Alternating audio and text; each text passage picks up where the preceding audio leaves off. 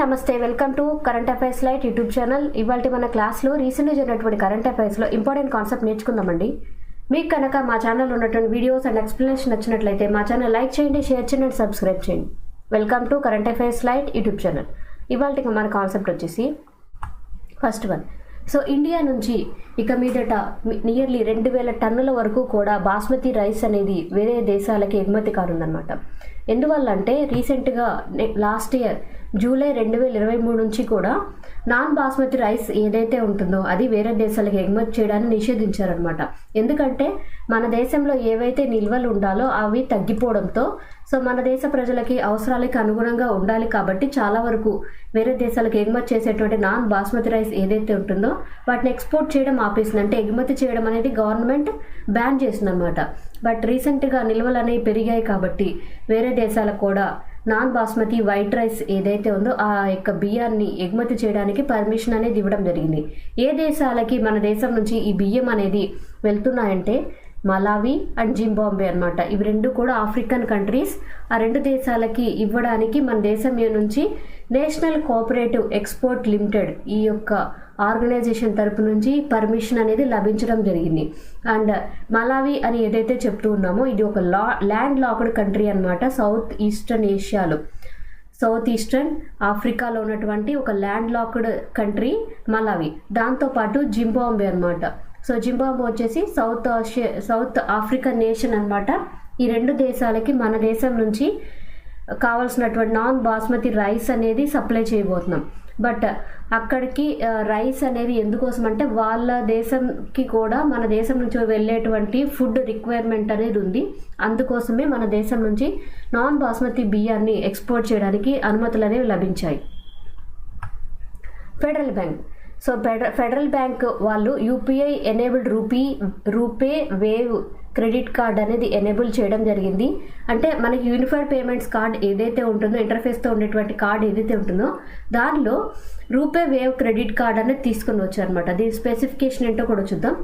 So Federal Bank వాళ్ళు NPCI వాళ్ళు కలిసి రూపే వేవ్ క్రెడిట్ కార్డ్ అనేది కొత్తగా లాంచ్ చేయడం జరిగింది. దీనిలో ఏంటంటే జనరల్గా ఇంటిగ్రేటెడ్ యూపీఐ సిస్టమ్ అనేది ఉంటుంది. దాంతోపాటు ఇందులో రూపే నెట్వర్క్ కూడా ఇందులో మిళితమై ఉంటుందన్నమాట. అంటే రెండు సర్వీసులు ఒకే కార్డులో ఇచ్చే విధంగా ఫెడరల్ బ్యాంక్ వాళ్ళు ఈ కొత్త రకమైనటువంటి క్రెడిట్ కార్డ్ని ఎనేబుల్ చేయడం జరిగింది. అండ్ దీని ద్వారా ఏంటంటే కస్టమర్స్ తమ యొక్క మొబైల్ డివైజెస్ని యూజ్ చేసుకొని ఇక మీదట పేమెంట్స్ చేయడానికి పాసిబిలిటీ అనేది ఉందన్నమాట. సో ఈ కార్డులో ఉన్నటువంటి స్పెషాలిటీ ఏంది?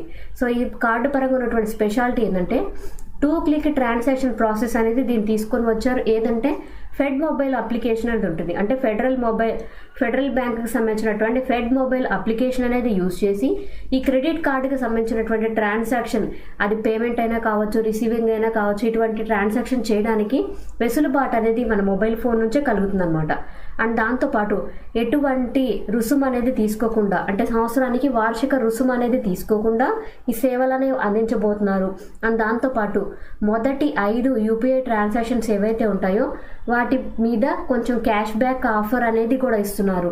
అండ్ దాంతోపాటు బోనస్ రివార్డ్ పాయింట్స్ అండ్ దాంతోపాటు 4 నెలలకి వరకు కూడా స్పెండ్ చేసినటువంటి అమౌంట్కి ఏదైతే పాయింట్స్ ఇవ్వాలో నియర్లీ 50,000 రూపాయల వర్త్ కలిగినటువంటి రివార్డ్ పాయింట్స్ అనేవి కూడా ఈ కార్డ్ని ఇవ్వబోతున్నారు. సో ఫెడరల్ బ్యాంక్ వాళ్ళు UPI enabled RuPay wave credit card అనేది రీసెంట్గా లాంచ్ చేయడం జరిగింది. దాని యొక్క అప్లికేషన్ పరంగా ఉన్నటువంటి ఇంపార్టెన్స్ అన్నమాట. పుతిన్. సో ప్రపంచానికి పరిచయం అక్కర్లేనటువంటి పేరు అనమాట పుతిన్ గారు అంటే. రష్యా తరపున ఇప్పుడు రష్యా ఉక్రెయిన్ అనేది మనం ఎన్నో సంవత్సరాల నుంచి చూస్తున్నాం. వాళ్ళు ఎంతో ఇబ్బంది పెడుతున్నారు చిన్న దేశాన్ని. కానీ పుతిన్ గారికి వస్తున్నటువంటి సపోర్ట్ ఎక్కడి నుంచి అంటే చైనా నుంచి. సో మెయిన్ రష్యాని సపోర్ట్ చేస్తున్నటువంటి దేశం చైనా. కానీ ప్రపంచ దేశాలన్నీ కూడా రష్యాని ఎంతో కొంత వ్యతిరేకిస్తూనే వస్తున్నాయి.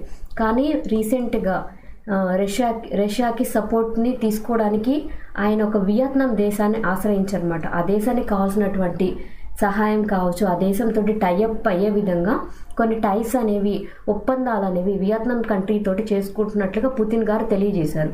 అండ్ ఇలా చేస్తున్నప్పటికీ కూడా రష్యాని చాలా వరకు దేశాలు బ్యాన్ చేసాయి. ఆ దేశంతో వర్తక వాణిజ్యాలు అనేవి నిర్వహించడం లేదు. మన దేశం వర్తకం చేస్తుందా అంటే చేస్తుంది, కానీ లిమిటెడ్గా అనమాట. ఆ దేశంతో ఎంతవరకు మన దేశంతో బిజినెస్ చేయాలో అంతవరకే చేస్తుంది. ఆ రష్యాని యుద్ధపరంగా సపోర్ట్ చేయడం లేదు, అలాగని మన దేశం రష్యాని వ్యతిరేకించడం లేదు. బట్ రష్యాకి ఫుల్ సపోర్ట్ ఇస్తున్నటువంటి దేశం ఏదంటే చైనా. ఇప్పుడు కొంతవరకు రష్యాతోటి వాణిజ్యం కావచ్చు, కొన్ని రకాలైనటువంటి ఒప్పందాలు అనేవి చేసుకున్నటువంటి ఇంకొక దేశం ఏంటంటే వియత్నాం అనమాట. సో వియత్నాం వచ్చేసి చైనాకి దగ్గరగా ఉన్నటువంటి ఒక సౌత్ ఏషియన్ దేశం అనమాట, ఏషియాలో ఉన్నటువంటి ఒక దేశం. అండ్ దీని యొక్క పొరుగు దేశాలు లావోస్, థాయిలాండ్, కంబోడియా ఇవన్నీ కూడా ఉన్నాయి.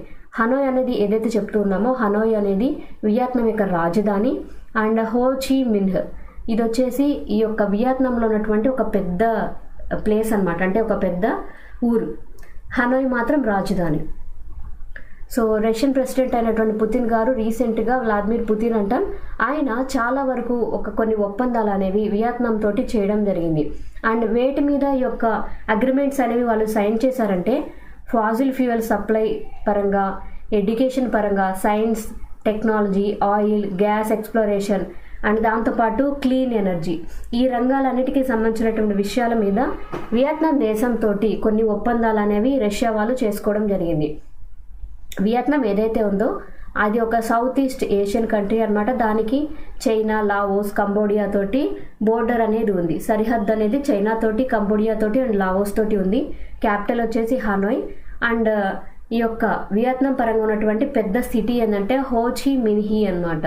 అండ్ కరెన్సీ అంటే వియత్నాం దేశం యొక్క కరెన్సీ ఏంటంటే వియత్నామీజీ డాంగ్. అక్కడ ఉన్నటువంటి ప్రైమ్ మినిస్టర్ ఫామ్ మిన్చింగ్ అనమాట. అండ్ ప్రెసిడెంట్గా ఇప్పుడు ప్రెసెంట్ ఎవరు ఉన్నారంటే టు లామ్ అనమాట. ఇది వియత్నాం దేశం యొక్క ఇంపార్టెన్స్. అండ్ రష్యా తోటి చైనా తర్వాత ఇంకొక దేశం ఎవరు డీల్స్ అనేవి చేసుకోవడం జరిగిందంటే వియత్నాం. యూకే. సో యూకే ఎందుకు న్యూస్లో వచ్చిందంటే, రీసెంట్గా యూకే వాళ్ళు చైనాని క్రాస్ చేసి మన దేశం యొక్క ఎక్స్పోర్ట్స్ పరంగా ప్రయారిటీ అనేది పొందడం జరిగింది. ఏ విధంగా అంటే, మనం ఎవ్రీ ఇయర్ ఈ వేరే దేశాలతోటి వర్తక వాణిజ్యాలు నథింగ్ బట్ ఇక్కడ ఎక్స్పోర్ట్ బిజినెస్ అనేది మనం చేస్తున్నప్పుడు మార్కెట్స్ పరంగా మనం చైనా తోటి ఎక్కువగా చేస్తున్నాం కంపేర్డ్ టు యూకే. యునైటెడ్ కింగ్డమ్తో పోలిస్తే మనం చైనాతో ఎక్కువగా లావాదేవీలను నిర్వహిస్తూ ఉంటాం, మన ఎగుమతులు కూడా ఎక్కువగా తీసుకుంటూ ఉంటాం. బట్ ఇక్కడ యూకే అనేది రీసెంట్ టైంలో అంటే నియర్లీ మే 2024 టైంలో యూకే అనేది చైనాని అధిగమించింది. ఎటువంటి విషయంలో అంటే, ఇండియాకి సంబంధించి 4th లార్జెస్ట్ ఎక్స్పోర్ట్ మార్కెట్ అనమాట.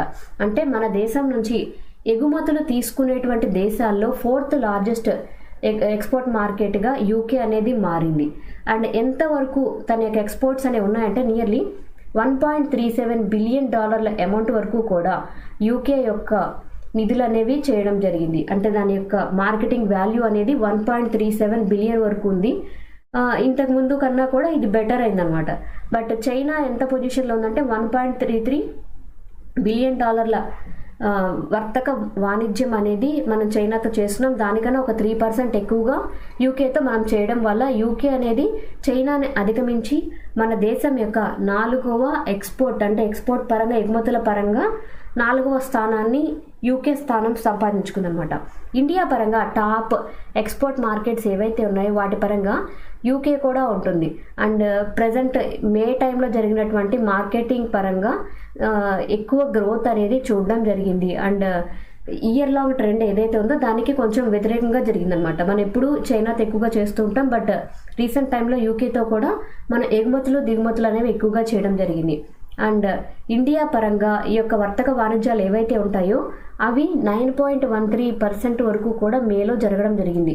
ఎంత అంటే ఈ యొక్క మొత్తం వాణిజ్యాల యొక్క విలువ అంటే ఈ యొక్క వర్తకం యొక్క విలువ ఎంత అంటే నియర్లీ $38 బిలియన్ అమౌంట్ వరకు కూడా జరిగింది. దానిలో యూకేతో ఎంత జరిగిందంటే 1.37 బిలియన్. బట్ టోటల్ ఓవరాల్గా ఇండియా పరంగా ఎగుమతుల యొక్క విలువ ఎంత ఎక్స్పోర్ట్స్ జరిగాయి అంటే $38 బిలియన్ వరకు కూడా ఈ ఎగుమతులు అనేవి జరిగాయి. MSDE so ministry of skill development and entrepreneurship department ఏదైతే ఉందో వాళ్ళు ఆస్ట్రేలియా తోటి పార్ట్నర్షిప్ అనేది చేసుకోవడం జరిగింది. అంటే ఒక రకమైనటువంటి ఒప్పందం అనమాట. ఎందుకోసం ఇటువంటి ఒప్పందం చేసుకున్నారంటే అగ్రికల్చర్ స్కిల్స్ని డెవలప్మెంట్ చేయడం కోసం మినిస్ట్రీ ఆఫ్ స్కిల్ డెవలప్మెంట్ వాళ్ళు అండ్ ఆస్ట్రేలియా దేశంతో ఉన్నటువంటి కొన్ని డిపార్ట్మెంట్లతో కలిసి మన దేశంలో ఉన్నటువంటి వ్యవసాయ ఆధారిత నైపుణ్యాలను పెంపొందించేటువంటి ప్రోగ్రామ్స్ అన్ని డిజైన్ చేయడం జరిగింది. ఎందుకోసమో చూద్దాం. So ministry of skill development మన దేశంలో ఉన్నటువంటి నైపుణ్యంకి సంబంధించినటువంటి స్కిల్స్ అనేవి డెవలప్ చేయడానికి, అంటే ప్రతి ఒక్క వృత్తిపరంగా వాళ్ళ యొక్క నైపుణ్యాలు మెరుగుపరచడానికి ఈ డిపార్ట్మెంట్ వాళ్ళు ministry of skill development and entrepreneurship వాళ్ళు వర్క్ చేస్తుంటారు. వాళ్ళు రీసెంట్గా ఆస్ట్రేలియన్ గవర్నమెంట్ తోటి కొన్ని ఒప్పందాలు అనేవి చేసుకోవడం జరిగింది. ఎందుకోసం అంటే Australia India critical agriculture skill pilot project. So ఇది పైలట్ ప్రాజెక్ట్ అని ఎందుకన్నామంటే దీన్ని ప్రయోగాత్మకంగా కొన్ని దేశంలో ఉన్నటువంటి కొన్ని రాష్ట్రాల్లో ప్రయోగాత్మకంగా దీన్ని ప్రవేశపెడుతున్నారు. ఇది కనుక సక్సెస్ అయితే దేశం మొత్తం మీద అన్ని ప్రదేశాలకి అన్ని రాష్ట్రాలకి కూడా దీన్ని ఏర్పాటు చేయడం జరుగుతుంది. ఎందుకోసం అంటే మిగిలిన రంగాల్లో ఏ విధంగా అయితే మన యొక్క స్కిల్స్ని నైపుణ్యాన్ని పెంచుకొని అక్కడ ఉత్పత్తిని పెంచుతున్నాం లేదా వృద్ధిని తీసుకొస్తున్నాం, అలాగే అగ్రికల్చర్ పరంగా ఉత్పత్తిని పెంచాలి, ఆ యొక్క అవుట్పుట్ని కూడా తీసుకొని రావడం కోసం ఒక పైలట్ ప్రాజెక్ట్ అనేది మన ఆస్ట్రేలియన్ గవర్నమెంట్ తోటి చేస్తున్నాం అనమాట.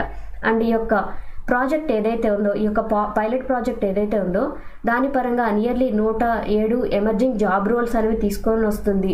అంటే ఈ యొక్క స్కిల్స్ కనుక ఇంప్రూవ్ చేస్తే నియర్లీ 107 జాబ్ రోల్స్, అంటే అన్ని రంగాల పరంగా అన్ని కొత్త జాబ్స్ క్రియేషన్ అనేది జరుగుతుంది.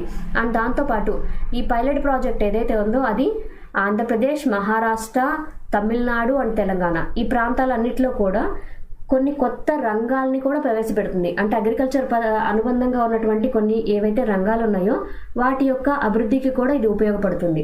So ministry of skill development వాళ్ళు అభివృద్ధి ఎక్కడ అంటే అగ్రికల్చర్ పరంగా వ్యవసాయ ఆధారిత రంగాన్ని వృద్ధి పొందించడానికి ఏ దేశంతో టైఅప్ చేసుకున్నారు, ఒప్పందాలు చేసుకున్నారంటే ఆస్ట్రేలియన్ గవర్నమెంట్ తోటి ఒప్పందాలు చేసుకొని అభివృద్ధి అనేది చేయబోతున్నారు. Thank you for watching my video. మీకు కనుక నా వీడియో ఎక్స్ప్లెనేషన్ నచ్చినట్లయితే నా వీడియోస్ లైక్ చేయండి, షేర్ చేయండి, సబ్స్క్రైబ్ చేయండి. మీకు నా వీడియోస్ ఏ విధంగా అనిపిస్తున్నాయో నాకు కామెంట్ సెక్షన్లో తెలియజేయండి. Thank you for watching my video. Thank you.